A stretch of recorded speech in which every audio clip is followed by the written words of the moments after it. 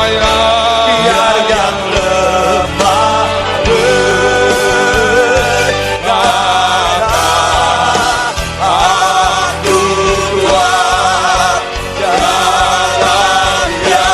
Aku percaya, Aku percaya. aku percaya. Aku percaya. Biar yang lemah berkata,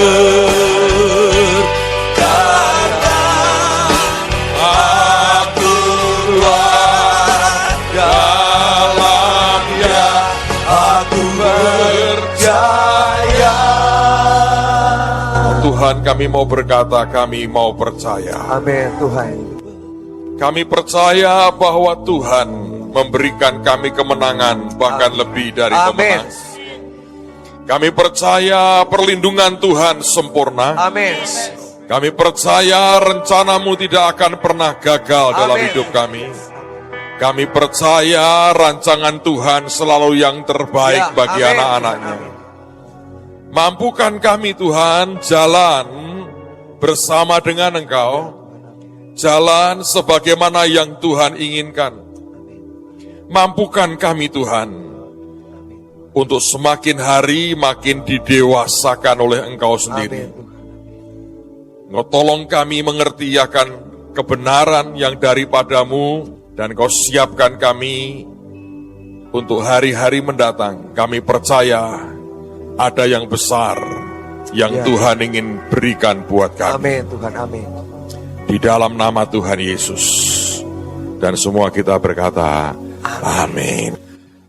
Saudara, beberapa waktu yang lalu saya melihat sebuah penglihatan yang menarik sekali. Dan di situ saya belajar bahwa apa yang Tuhan ingin berikan buat kita sebetulnya ajaib. Saya melihat pertumbuhan seorang anak, saudara. Yang pertama saya lihat seorang bayi laki-laki kecil digendong oleh ayahnya. Dan kemudian saya perhatikan bayi itu tiap kali hanya mengecap-ngecapkan mulutnya, tanda dia minta minum. Lalu kemudian diberi susu, diberi makanan lunak oleh sang ayah. Lalu kemudian ketika saya melihat itu, saya melihat bayi itu ketawa-ketawa, senang sekali. Dan Tuhan berkata kepada saya, nak, kamu lihat akan bayi itu kan? Dia nikmati semuanya. Tuhan berkata, dia perlu mikir enggak?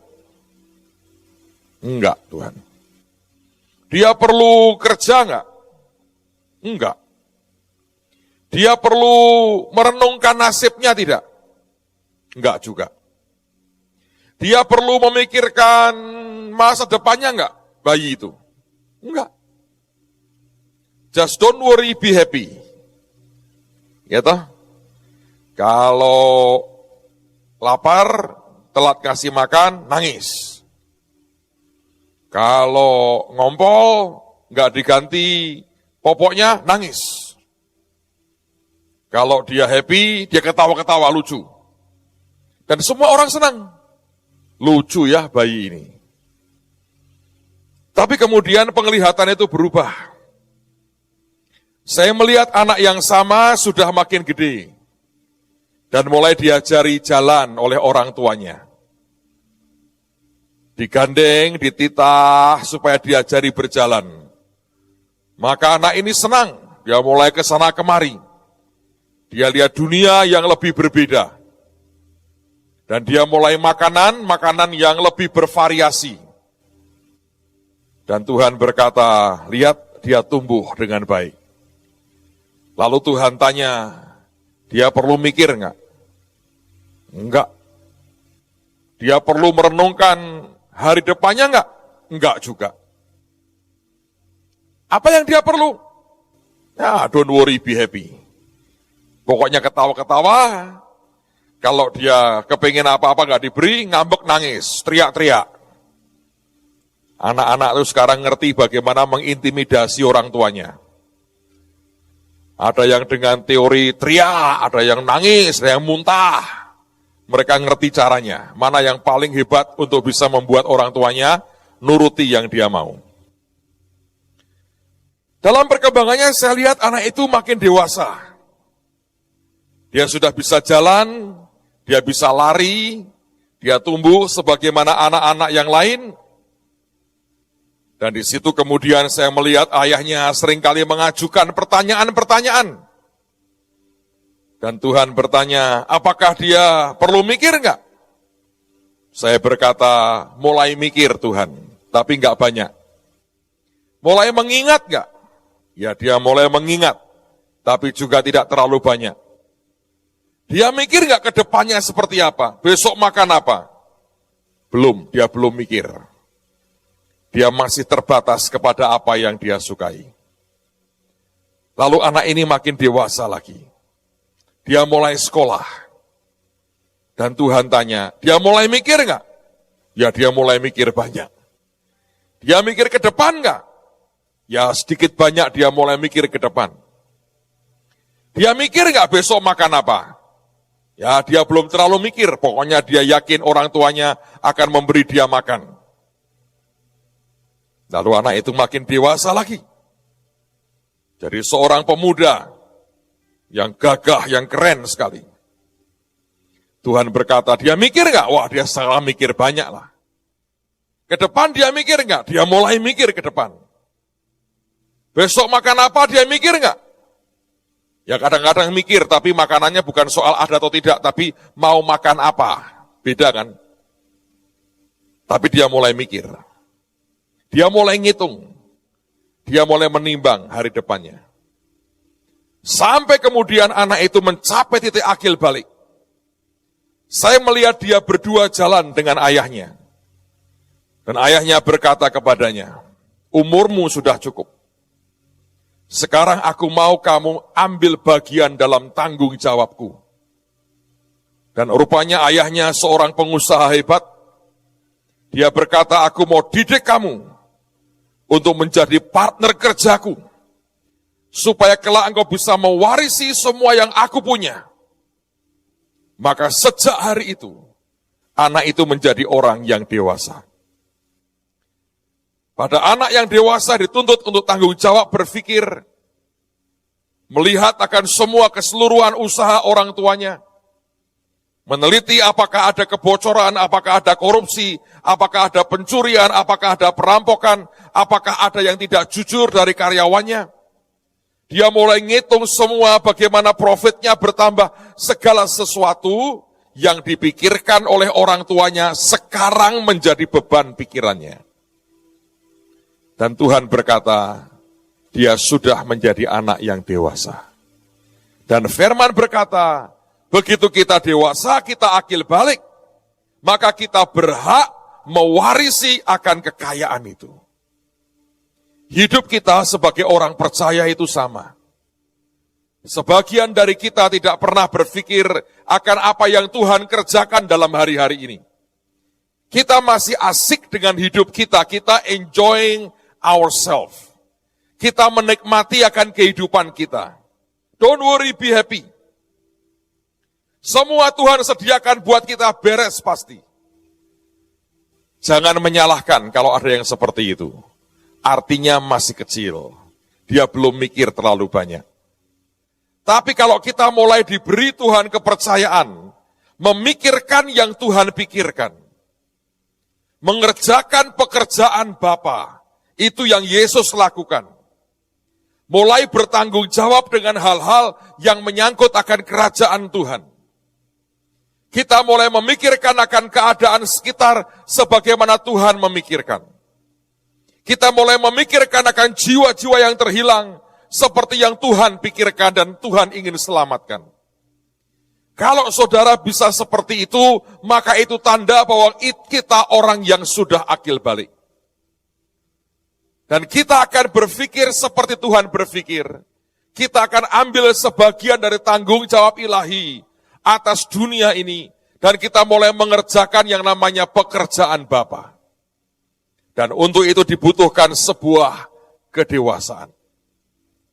Saudara, menurut saya, Salah satu bentuk kedewasaan adalah kalau kita mau berdiri atas kota kita dan bangsa kita, berteriak kepada Tuhan, minta lawatan, minta belas kasihan, minta keselamatan. Kita pergi keluar, kita tarik jiwa masuk kerajaan surga, bukan demi kepentingan kita pribadi, tapi kita sebagai anak yang akil balik kerja untuk bapaknya.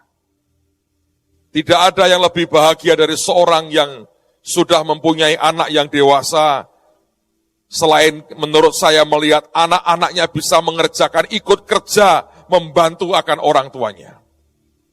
Saya melihat banyak anak-anak Tuhan, pengusaha-pengusaha kirim anaknya belajar dengan tujuan kelak, tolong papahmu, kerja sama-sama dengan aku.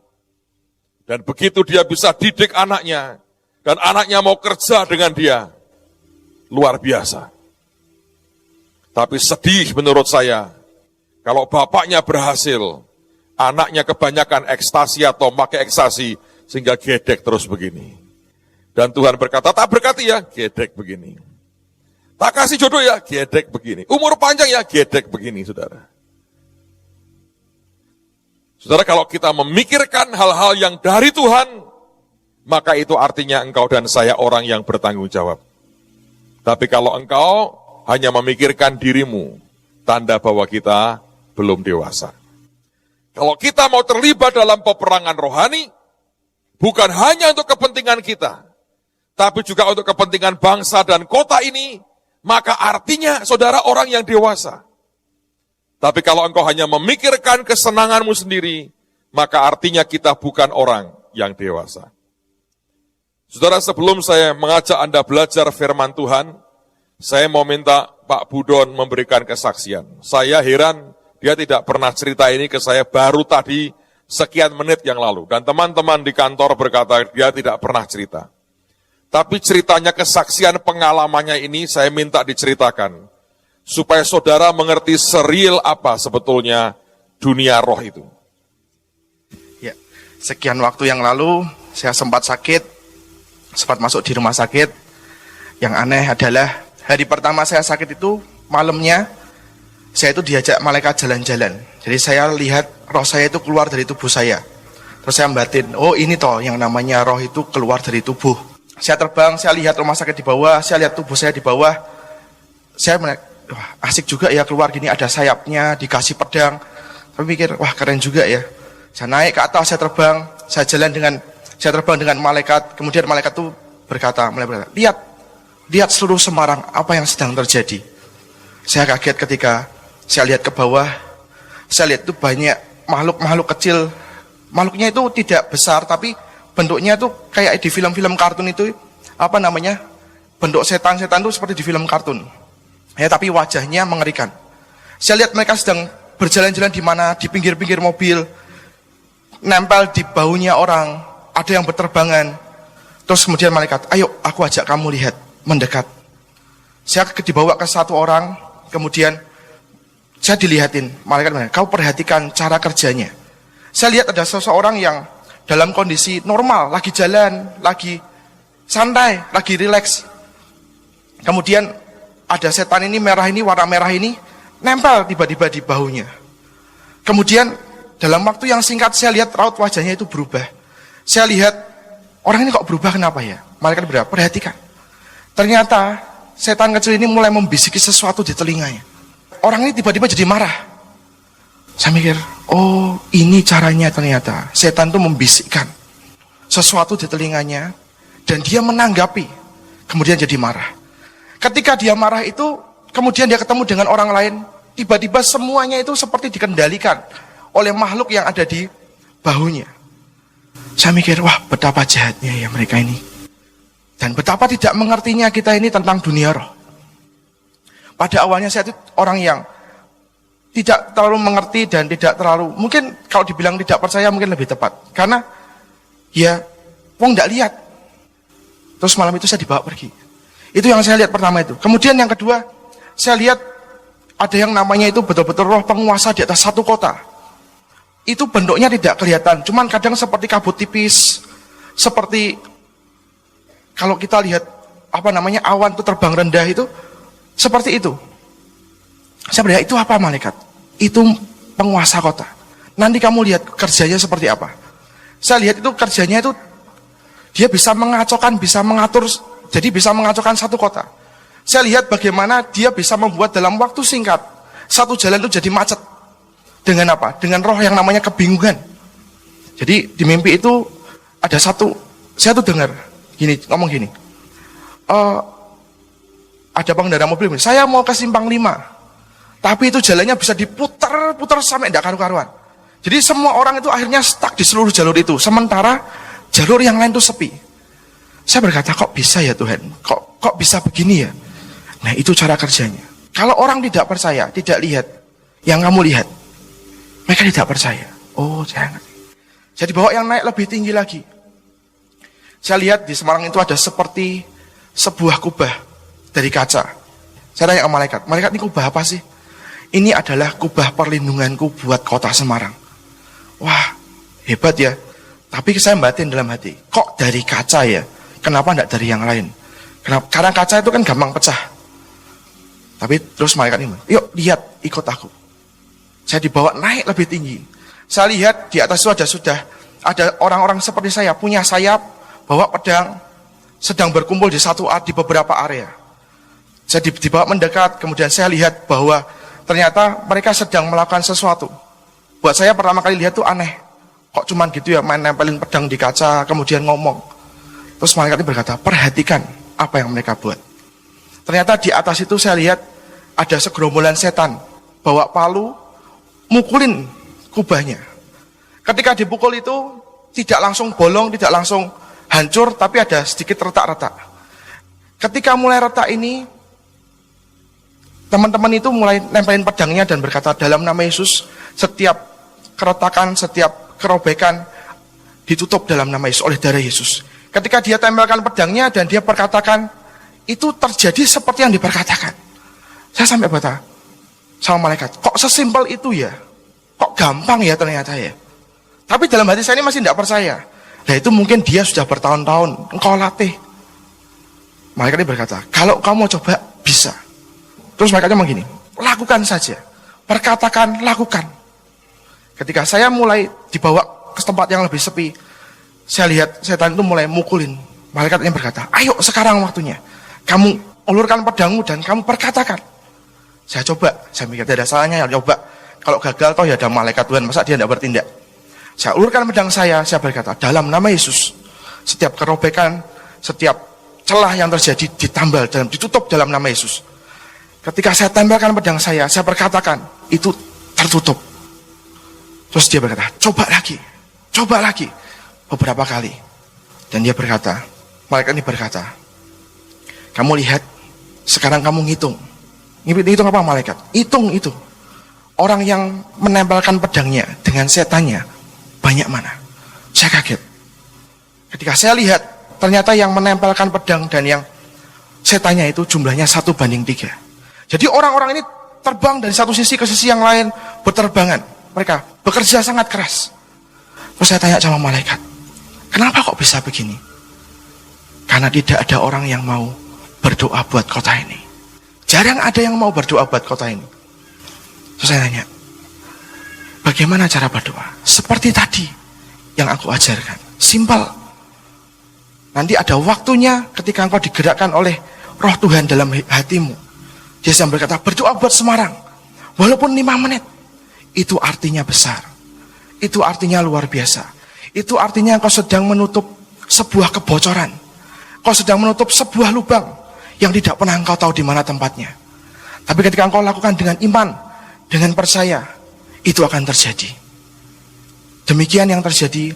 Kemudian saya dibawa balik lagi, saya dikembalikan. Saya percaya mimpi saya ini mungkin orang bisa berkata iya atau tidak. Tapi saya ini mengalami banyak hal. Saya mengalami Tuhan. Saya begitu real. Sampai begitu saya kembali lagi ke rumah sakit, saya langsung bangun. Saya lihat itu masih jam 4 pagi. Jadi saya terbang di atas Semarang itu kira-kira 2 jam. Saya diajak keliling. Dan saya di sejak hari itu, saya percaya bahwa peperangan rohani itu nyata. bahwa alam roh itu real. Apa yang kita buat di alam roh itu ternyata berefek. Kita yang dilakukan di alam daging nih ya, kita berdoa, mengucapkan sesuatu, angkat banner, angkat senjata, itu ternyata berefek besar di alam roh. Maka hari ini saya percaya bahwa Tuhan punya sesuatu yang luar biasa buat kota ini. Ada orang-orang yang Tuhan sedang siapkan untuk jadi orang yang punya hati untuk berdoa syafaat, untuk mendoakan kota ini. 5 menit, mungkin 1 menit, itu bisa merubahkan kota kita. Amin. Terima kasih. Tuhan Yesus memberkati. Berdoa buat kota, berdoa buat bangsa, berdoa buat rumah tangga, buat keluarga kita masing-masing. Menurut saya, itu akan membuat perubahan yang besar sekali. Kalau Anda suka baca bukunya Rick Joyner, saudara akan melihat dunia roh itu serial itu. Kadang-kadang kita membaca, kita anggap sebagai sebuah novel biasa yang tidak ada maknanya. Tapi saya mau berkata buat saudara, itu serial itu. Kalau orang diajak terbang, diajak apa, itu dalam alam roh memang begitu. Di daging memang kita nggak berasa apa-apa. Tapi dalam alam roh, itu senyata itu. Karena kita berkata, berbahagialah orang yang percaya, sekalipun dia tidak melihat. Pada waktu Anda berdoa, engkau seperti seorang anak yang sudah dewasa. Engkau mengerjakan pekerjaan Bapa. Apa yang menjadi keprihatinan Bapakmu, jadi keprihatinan saudara. Mari tumbuh, dewasalah. Maka saudara akan memikul akan tanggung jawab itu, dan dengan demikian Tuhan berkata, ini anak sudah dewasa, dan saudara berhak mendapatkan akan apa yang Tuhan janjikan dalam kehidupan kita. Saya baru saja punya pengalaman rohani, saudara. Tapi sebelum saya cerita, mari kita buka firman dulu, lebih enak. 1 Petrus pasal yang kelima, saya akan baca mulai ayat yang kelima sampai dengan ayat yang ke-11.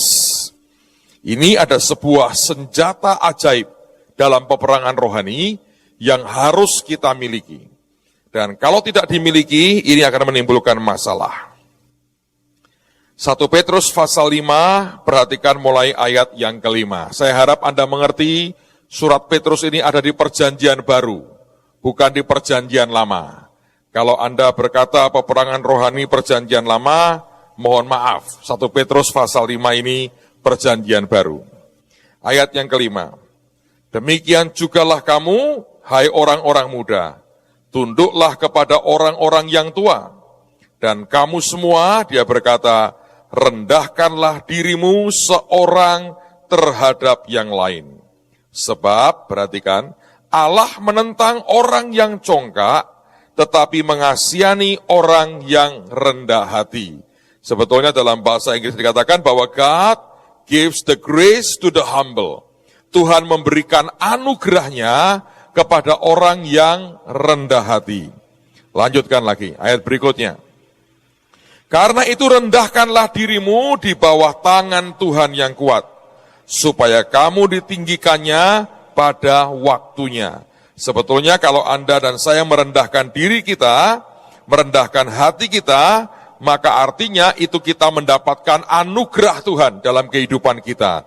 Dan anugerah itulah yang membuat kita ditinggikannya pada waktunya.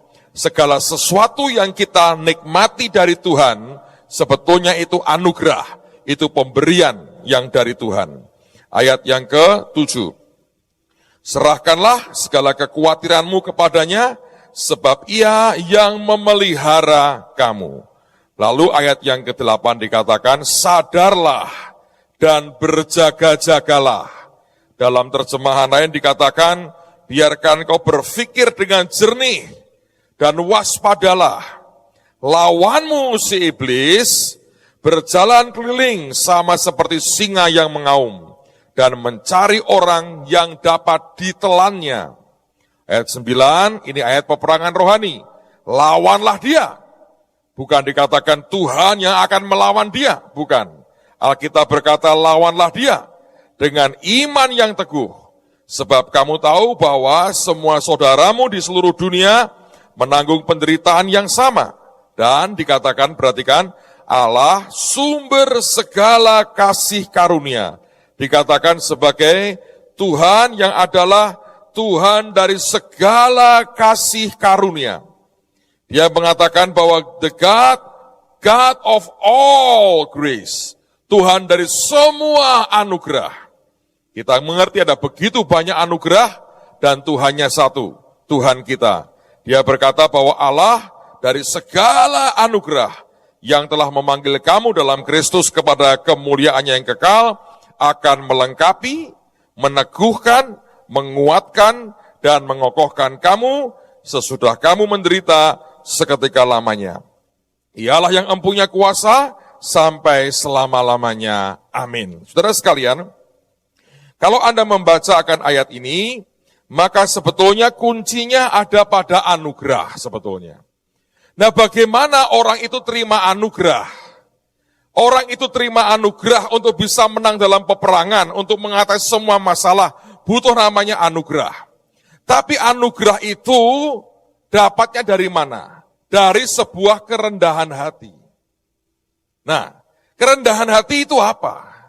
Menurut saya, kalau saya baca di Alkitab, sederhana.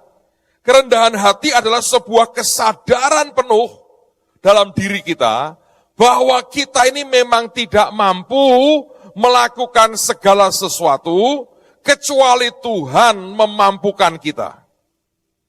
Nah, kalau itu kita sadar nih ya, luar dalam sadar, bahwa sebetulnya aku tidak bisa, tapi Tuhan yang membuat aku bisa, itu kerendahan hati.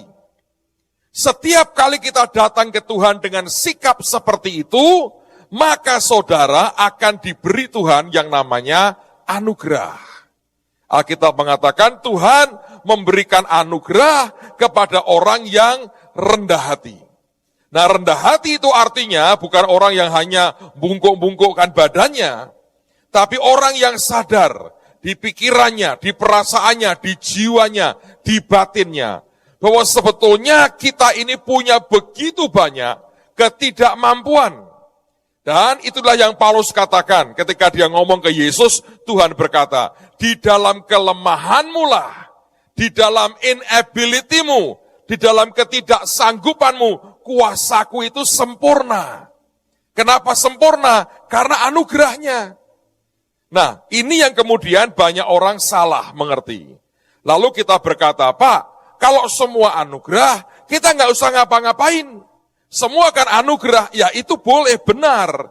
Kalau Anda seorang bayi, ya toh? Kalau Anda seorang anak kecil, engkau nggak bisa dan belum bisa mampu memikirkan seperti bapakmu memikirkan. Tapi kalau engkau sudah dewasa, engkau berpikirnya lain. Seperti Paulus berkata, semakin aku diberi anugerah, aku kerja makin keras. Kenapa? Karena dia sadar, ini semua pemberian, ini Tuhan memberikan kepadaku, ini kepercayaan dia berikan kepadaku, aku tidak boleh mengecewakan dia yang memberiku kepercayaan. Ngerti saudara? Nah, anugerah itu sebetulnya adalah apapun yang Tuhan kerjakan demi kita dan untuk kita, dan dia berikan dalam kuasanya yang sempurna, dia total berikan dalam kehidupan kita. Nah, itu anugerah. Dan sebetulnya semua kita harus hidup di dalam anugerah seperti itu. Karena kalau kita pakai kekuatan kita sendiri, bukan karena anugerah, kita tidak hidup di dalam anugerah. Kita kembali kepada Taurat. Nah, tapi kalau kita hidup dalam anugerah, tidak berarti kita pemalas. Karena Paulus mengatakan, saya ulang lagi, semakin besar anugerah yang dia berikan kepada saya, aku kerja makin keras lagi. Ini seperti beginilah saudara. Anda kalau punya sawah ya, Anda punya cangkul. Dalam satu hari mungkin Anda mencangkul katakanlah 1000 meter. Ya, tiba-tiba ada orang memberi Anda traktor. Ya jangan kerja 1000 meter. Karena kerja 1000 meter mungkin Anda hanya butuh waktu sejam, selesai. Terus yang sekian jam Anda ongkang-ongkang berkata selesai 1000 meter. Traktor itu anugerah. Kalau engkau bisa satu hari tadinya 1000 meter dengan cangkul, dengan engkau diberi traktor, hasilkanlah katakanlah 2 hektar sehari. dengan traktormu. Jadi anugerah itu juga memampukan kita mendapatkan hasil jauh lebih banyak. Nah kalau kita hanya teriak-teriak anugerah, anugerah, anugerah, tapi nggak ada hasilnya, itu bukan anugerah. Itu menyelewengkan, menyalahgunakan pemberian Tuhan. Itu sungguh-sungguh tidak bertanggung jawab, saudara. Nah kembali sekarang, apa kaitannya Pak peperangan rohani dengan anugerah? Besar sekali. Karena kalau tanpa anugerah kita nggak mungkin menang. Iblis itu sudah hidup ribuan tahun, puluhan ribu tahun mungkin. Nah kita baru berapa tahun? Bagaimana mungkin kita bisa menang? Mata kita nggak bisa lihat dia bisa lihat kita. Bagaimana kita bisa menang? Hanya anugerahnya yang memungkinkan. Tapi anugerah itu hanya turun kepada orang yang rendah hati. Nah, satu hari Pak Yusak pernah mengalami ini, Pak Yusak loh saudara. Pada waktu itu di rumah dia, itu ada setan. Nah Ibu Nani lagi berdoa, dilihatin setan gede, dia teriak-teriak. Zaman mereka masih muda-muda itu. Lalu ngomong ke kakaknya, ada setan. Tidak ngomong ke Tuhan, tidak apa, mana. Dia datang dengan gagah perkasa, mana setannya, mana. Dipukul, ngeblak loh saudara. Nah orang berkata, ya nggak mungkin toh Pak, anak Tuhan kok dipukul geblak. Sebab ketika dia berkata mana, yang keluar apa? Dagingnya. Ngerti saudara? Yang keluar kesombongannya. Nah daging kita ini nggak bisa menang lawan kuasa gelap. Hanya roh Tuhan di dalam kita lah yang membuat kita bisa menang. Karena daging kita ini menuju kepada kebinasaan. Proses penuaan Anda dan saya ini kan tidak terhentikan toh. Walaupun mungkin ada ramuan atau dan sebagainya yang bisa menahan, tapi proses penuaannya itu alamiah menuju kepada kehancuran. Nah daging yang menuju kepada kehancuran ini nggak mungkin berhadapan dengan yang supranatural. Sebaliknya kalau kita merendah, kita berkata Tuhan ini ada apa sebetulnya? Karena ketika beliau tanya Tuhan kenapa kau dipukul? Sombong kamu. Begitu kamu sombong, kita keluar dari proteksinya. Daging kita yang main. Nah semua kedagingan itu akan dengan gampang dihancurkan. Ingat ya ketika Petrus mengatakan engkau tidak akan ditangkap, sekali-kali tidak akan terjadi. Tuhan ngomong apa? Enyahlah iblis. Karena engkau tidak memikirkan yang dipikirkan Allah, tapi memikirkan yang dipikirkan manusia. Semua yang dipikirkan manusia menjadi santapannya setan. Ingat ketika peristiwa kejatuhan Adam dan Hawa, Tuhan ngomong kepada ular, makananmu adalah debu tanah. Siapa itu? Manusia. Dagingnya. Kedagingan kita adalah makanan setan. Makanya saya berkata, rahasia kemenangan kita bukan kepada pengalaman dalam peperangan rohani. Bukan Anda sok jagoan dalam peperangan rohani. Justru dalam kerendahan hatimu di hadapan Tuhan. Engkau merendahkan diri di bawah tangan Tuhan yang kuat. Disitulah rahasianya. Kemenangan diberikan karena anugerahnya turun. Jadi bagaimana Pak bentuknya? Sederhana, kita sudah mendengar berkali-kali.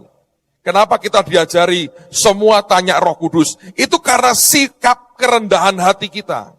Yang berkata Tuhan, tanpa engkau aku nggak bisa apa-apa.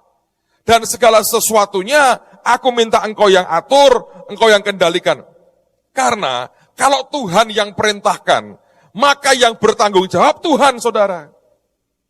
Tidak ada tuntutan iblis yang akan jatuh kepada kita.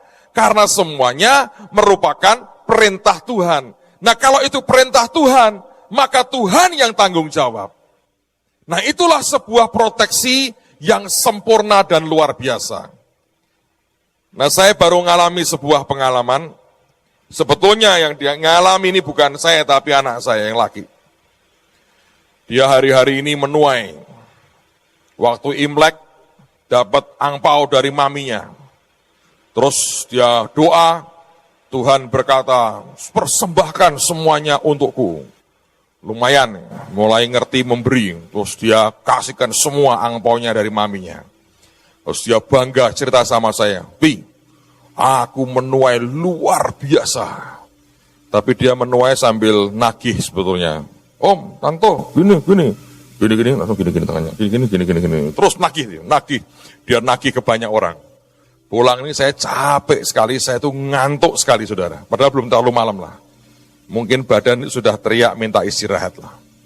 Saya sampai di rumah, entah apa yang terjadi saudara. Itu uang angpaunya, malam-malam itu dihitung sama yang punya. Tiba-tiba dia sadar, hilang kira-kira separuh. Haleluya. Mulai saudara, bongkar sana, kok bisa? Amplopnya itu beberapa kosong. Dan keadaannya sudah morat-marit, mau nuduh siapa. Memang di rumah lagi ada beberapa pembantu baru saudara. Jadi siapa yang ngambil? Saya sudah nggak kuat, mata saya itu sudah berat sekali. Masuk kamar sudah dingin, AC-nya enak, inilah tinggal tiarap, hilang tuh. Sudah capek banget kan saudara. Jadi saya dengar itu, otak saya masih bisa mikir, mata dan badan sudah tidak bisa. Karena terlalu capek. Lalu kemudian saya sambil mau doa nih, kurang kesadaran tinggal 2-3 menit ini saudara. Sebelum terlelap dan masuk dalam dimensi lain, dimensi bantal guling. Saya bilang, Tuhan, ini duit hilang. Tuhannya diam saja. Ya wis, tapi menang tak tinggal turu. Itu kan, saya masih dengar dia masih wang. Wah heboh lah, itu hampir perang dunia kelima. Dalam hati, lawang Tuhan diam saja dan saya ngantuk sekali saudara. Belas saya tidur. Terus kemudian pagi saya bangun, dia rupanya gelisah, semalam gak tidur. Saya bilang ini, itu tanda ya, gue masih moto duiten, saya bilang.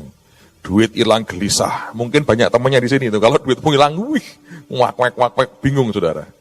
Terus saya bilang begini, piye kok bisa hilang? Nggak tahu pi. Ini di sini nggak ada. Yakin, cari nggak ada. Lalu kemudian sampai itu saudara dengan cara tertentu itu dipikir siapa yang ngambil. Jadi tempat pembantu dibongkar semua, nggak ada duitnya. Terus pagi itu saya lagi baca Alkitab, tiba-tiba Tuhan ngomong sama saya begini. Duitnya itu masih di rumah ini loh. Belum kemana-mana. Oh ya? Terus aku suruh ngapain Tuhan? Aku suruh nyari, aku suruh apa? Saya kalau tanya begitu, tanda bahwa saya tidak tahu harus bagaimana. Ya toh? Ini kan Tuhan yang ngomong nih. Duitnya masih ada di rumahmu. Masih belum kemana-mana. Lah aku bilang, aku suruh ngapain Tuhan? Ikat rohnya. Perintahkan, tanpa kamu tidak usah ngerti lah. Perintahkan orang yang ngambil, kembalikan. Oh gitu ya? Ayo wis toh. Saya bilang dalam nama Yesus, siapapun yang mencuri aku ikatkan. Setan yang maling, ikat kuasamu. Saya bilang kembalikan duitnya sekarang. Dalam nama Tuhan Yesus. Amin. Terus ngapain Pak? Lanjutkan baca Alkitab. Baca Alkitab. Tiba-tiba ada satu pembantu masuk. Ngomong ketemu sama anak saya. Di mana toh hilangnya? Taruh di sini Mbak. Itu Pak tak cari. Dia cabut tarik itu tumpuan pakaian. Ditarik. Saya enggak menganalisa lebih jauh. Tidak di sini analisanya. Pokoknya dia tarik. Itu uang berhamburan saudara. Balik. Analisanya nanti tidak usah dipikir masing-masing. Pokoknya yang jelas itu duit balik saudara. Saya sampai senyum, saya bilang, Yesus tuh ampuh tenan. Tapi saya itu dari mana? Oh karena kita bertindak Pak, harus begini tengkingi. Ya gak mikir tuh saya tuh. Baru ketika Tuhan ngomong, saya mudeng. Oh harus dibeginikan. Apakah selalu akan harus begitu caranya? Belum tentu. Dalam kasus tadi pagi, itu real sekali. Hanya dalam hitungan 10/4 jam kira-kira. Balik. Bukan karena metodenya. Ini jangan salah loh saudara. Bukan karena metodenya. Oh harus begini. Itu kembali ke Taurat. Tapi kalau kita tanya Tuhan, artinya kita merendahkan diri itu di hadapan Tuhan. Kita berkata, Tuhan, aku nggak bisa loh. Tanpa kau tolong aku nggak bisa ini. Makanya saya berkata, Yesus mengatakan gini, di luar aku kamu tidak dapat berbuat apa-apa. Yang harus berhenti itu pekerjaan daging. Semua yang dari manusia kita itu nggak guna. Karena Alkitab mengatakan, no flesh shall glory in the presence of God. Tidak ada kedagingan kita yang akan terima kemuliaan di dalam hadirat Tuhan. Yang saya mau ajak Anda belajar adalah satu faktor ini. Mari kenakan yang namanya kerendahan hati. Alkitab mengatakan, clothe yourself with humility. Pakailah, kenakanlah kerendahan hati. Pakailah jubah kerendahan hati. Bagaimana itu bentuknya? Bukan cuma Anda berkata, saya pakai kerendahan hati. Tapi engkau merendah, engkau sadar tiap kali. Aku nggak bisa Tuhan. Tapi engkau bisa. Ini di luar kesanggupanku Tuhan. Di luar kemampuan manusiaku. Tapi justru aku percaya, saat aku tidak berdaya, kuasanya akan sempurna. Saudara, setiap kali menghadapi persoalan, saya sungguh ingin melihat ujungnya seperti apa, karena menarik. Yang jelas kita pasti menang, tapi prosesnya butuh yang namanya kerendahan hati dalam kehidupan kita. Kalau kita bisa tiap kali merendah di hadapan Tuhan, dengan apapun, dan seringkali memang Tuhan itu memojokkan kita begitu rupa, sampai kita berkata, Tuhan kalau bukan Engkau yang tolongi, tidak bisa. Saya ngalami waktu saya khotbah di Nashville, di tempat Morris Cerullo, malam sebelumnya, sebelum besok khotbah, tidak tahu mesti khotbah apa. Bingung saya mau ngomong apa Tuhan? Sebelum saya ada Kenneth Copeland, ada siapa orang-orang gede, saya bilang, gua mau ngotbahin mereka apa? Sampai saya tidur, baru jam 4 pagi Tuhan bangunkan, baru Tuhan ngomong, nanti kamu ngomong pakai ayat ini, satu ayat tok. Saya bilang, Tuhan aku ngomong di bagian apa? Pokoknya ngomongnya begini. Dan disitulah selama sekian jam kemudian menantikan waktu session saya, tiap kali saya cuma ngomong sama Tuhan, Tuhan aku ini gak bisa loh. Jadi kalau bukan Engkau yang tolongin, gak ada pengurapan, gak ada pewahyuan, ambiar semua ini. Sudah ngomong mesti pakai bahasa Inggris. Kalau ngomong bahasa Jawa enak saudara. Gak mikir. Ini mau ngomong mesti mikir. Belum tensesnya. Dan jangan lupa background saya, SMP, bahasa Inggris untuk 3 dan 4 kalau ulangan di sekolah. Jadi saya bilang Tuhan, bahasaku ini muncul karena anugerah. Aku diundang khotbah ini karena anugerah. Ini perwakilan lebih dari 50 negara, itu di depanku anugerah. Jadi ketika sebelum saya itu ada pendeta Filipin, khotbahnya ngelantur, kalau gitu saya malah seneng, terus no. Supaya saya ada persiapan lebih banyak, saudara. Karena betul-betul di luar kemampuan kok. Bahwa kemudian setelah diberikan kesempatan itu, Tuhan bekerja, ya itu karena anugerah, saya berkata. Bukan karena persiapan, karena dari jam 4 pagi, baru Tuhan bicara.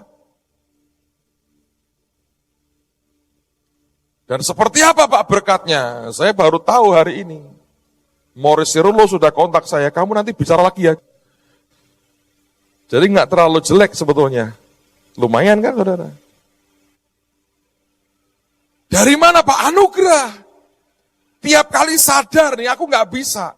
Makanya saya berkata gini, setiap saat saudara ya, yang paling enak adalah kalau dihadapkan kepada kenyataan problem yang kita berkata, wah gua nggak bisa ini. Begitu itu sudah di luar kemampuan kita, kita berkata Tuhan hanya Engkau yang bisa. Ya sudah tiap hari saya ngomongnya sama Tuhan, Tuhan mau tolongi aku Raiso. Kalau Engkau nggak tolongi nggak bisa ini Tuhan, nggak bisa ini.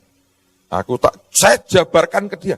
Makanya Paulus berkata, aku bermegah dalam kelemahanku. Aku bersuka cita karena kelemahanku. Kenapa? Kesadaran tidak mampu kita itulah kerendahan hati. Dan disitulah kuasanya sempurna. Nah, seringkali kita tidak begitu. Begitu ada masalah, mikir dulu, 1, 2, 3, 4, 5, 6, kerjakan dulu. Mentok, baru mumet. Piye ya? Terus diacak-acak rambutnya begitu, saudara. Sayang gelnya itu, saudara, mahal-mahal. Lebih baik dari awal, sadari aja. Sudahlah, terlalu banyak yang di luar kemampuan manusia kita. Dan di saat seperti itu, tiarap paling baik, saudara. Nyungsep nyembah di kaki Tuhan. Cepat selesainya. Anda makin kungfu sana, kungfu sini, malah kepelintir-pelintir, masuk angin dan encok semuanya. Tapi kalau saudara dan saya belajar nyerah, menurut saya akan jauh lebih gampang, jauh lebih mudah. Kita ngikuti apa yang Tuhan mau. Amen. Saudara, saya mau ajak kita datang ke Tuhan, kita nyembah Tuhan. Lalu kemudian buat doa perlindungan proteksi, kita tidak akan teriak-teriak nengkingi apapun. Saya hanya mau kasih bekal ini. Mari segala sesuatunya Anda tanya Tuhan. Mulai hari ini, Tuhan gerakkan apa, Anda berdoa. Anda keluar, mobil Anda diperiksa, doa. Kalau Tuhan berkata urapi, urapi. Biasakanlah, nuruti apa yang Tuhan mau. Anda akan lihat bagaimana cara Tuhan akan kerja dalam hidupmu, itu akan luar biasa. Ingat tadi yang Pak Budon alami. Itu rohnya diambil, dibawa, ngelihat alam roh. Memang seperti itu keadaannya. Simple, tapi kalau kita kerjakan, akan dahsyat. Karena pedang itu adalah firman. Anda perkatakan sesuai firman. Terjadi sebuah perubahan, penciptaan yang luar biasa. Amen. Mari angkat tangan sama-sama di hadapan. Kau perlindunganku, dan biarlah merupakan doa kita.